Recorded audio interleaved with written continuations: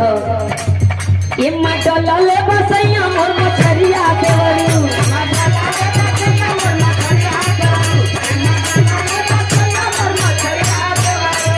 अरे कैसे देही तो बड़वे मछरिया देवरू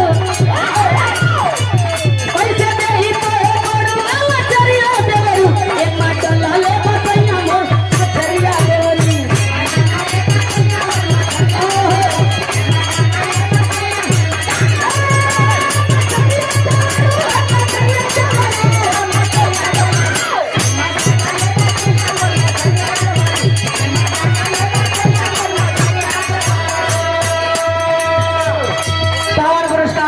सम्मान किया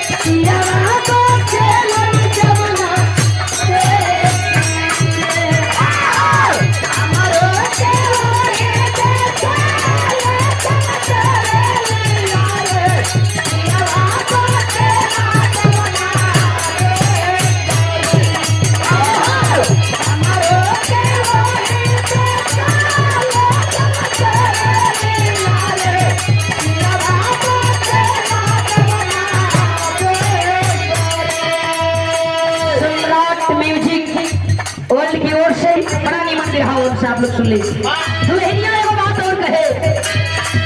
दुख तो बैठले बा दुल्हन कहतिया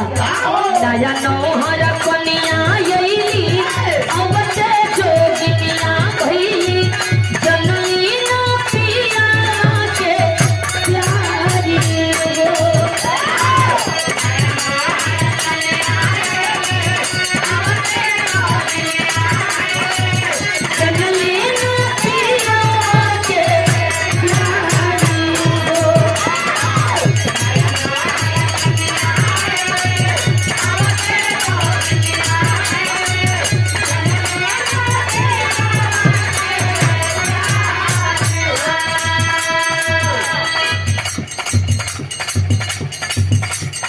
अपन नाम का मालूम और ये हमारे